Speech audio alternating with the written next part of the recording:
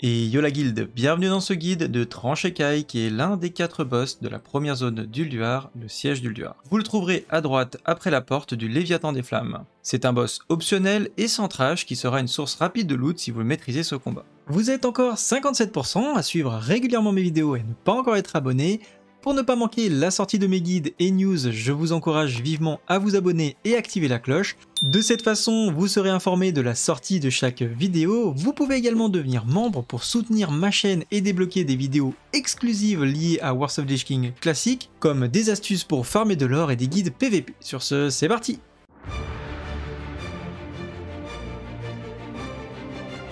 Pour lancer le boss, il faudra simplement parler au commandant de l'expédition, donc attention aux misclics.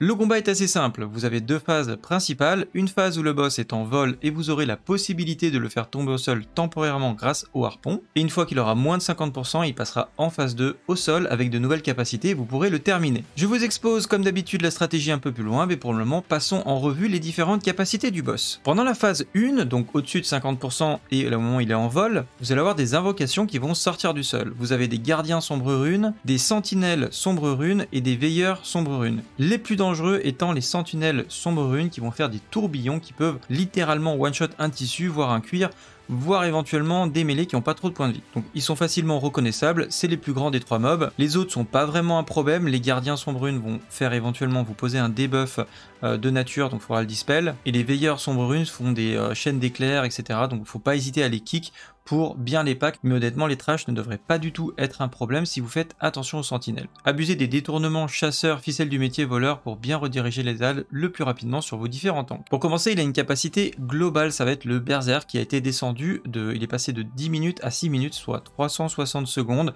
S'il passe en berserk, ça mettra fin au raid. Donc en phase 1, quand il a plus de 50% HP, donc il est en vol, il va envoyer des flammes dévorantes sur le raid. Vous allez la voir, elle est facilement identifiable, ça fait une zone bleue au sol, donc il faut tout simplement en sortir. Il va lancer des boules de feu aléatoires sur les membres du raid, ça fait assez mal, mais c'est complètement inévitable, donc il faut juste le heal. Il va gagner également 2 capacités sur cette phase-là au moment où vous allez le descendre grâce aux tourelles, c'est-à-dire qu'il va faire un souffle de flamme au moment où il va redécoller, c'est-à-dire vous allez le plaquer au sol, il va être étourdi pendant 40 secondes, et au moment, à la fin des 40 secondes, si vous ne l'avez pas passé en phase 2, il va redécoller en faisant un souffle de flamme. Et il va enchaîner ça avec une frappe des ailes, donc ça va vous éjecter. C'est pour ça qu'il faut vraiment vous placer dans son dos, sous peine de vous faire one shot, ou de pas loin de la mort en tout cas, à cause de ça. Une fois que le boss va passer en dessous des 50%, donc on passe en phase 2, alors il aura toujours son souffle de flamme, donc faire très attention à bien rester dans son dos. Il va balancer des rafales de flammes sur l'ensemble du raid, donc qui est aussi un complément à l'oranger, puisque ça va se stacker jusqu'à 99 fois,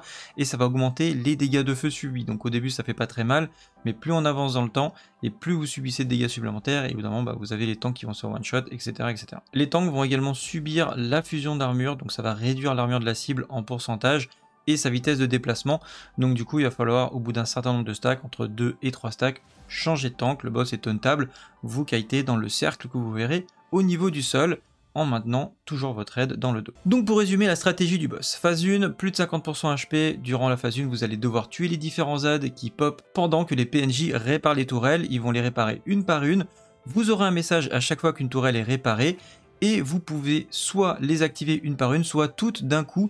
Dans tous les cas, assigner un joueur avec une bonne mobilité, comme un mage par exemple, ou un chasseur. On n'oublie pas également l'aura résistance feu et le totem RF si vous n'avez pas d'aura. Concernant les ZAD, répartissez vos tanks dans la zone, on focus les sentinelles sombre rune et on pack et on kick les ZAD sur les castes pour les tuer rapidement. Une fois que vos ZAD sont down, on fait tomber le boss avec les tourelles et vous avez 40 secondes de burst. Il faut le passer à moins de 50% en 2 stuns, sinon vous risquez de vous prendre l'enragé du boss. Si vous êtes juste sur le deuxième passage au sol, il peut être intéressant de Bloodlust pour vous assurer le passage en phase 2. Ensuite, en phase 2, vous avez passé le boss à moins 50%, le boss se libère de ses liens et reste au sol. Donc faites très attention à l'aggro du boss à ce moment-là, il faut bien le taunt au moment où il se libère des chaînes, afin de ne perdre personne. Aidez votre MT1 avec des détournements d'aggro à y aller doucement sur le DPS le temps que votre tank reprenne bien position et stabilise l'aggro. Dans l'idéal, on utilise la Bloodlust sur cette phase, si vous aviez le DPS suffisant pour ne pas l'utiliser en phase 1, ce qui va aider à sécuriser le kill du boss. Restez dans le dos du boss, les tanks devraient déplacer le boss autour du cercle,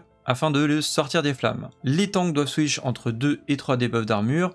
Si votre raid commence à prendre trop de dégâts avec les rafales de flammes, vous pouvez faire des rotations avec vos maîtrises d'aura, plus résistance de feu, plus un sacrifice divin afin de réduire au maximum les dégâts du raid en fin de combat. Et c'est tout pour ce combat, j'espère que ce guide vous aura plu et vous sera utile. Merci aux membres de la chaîne qui ont permis la création de cette vidéo. Sur ce, bon loot à tous, salut la guilde, ciao!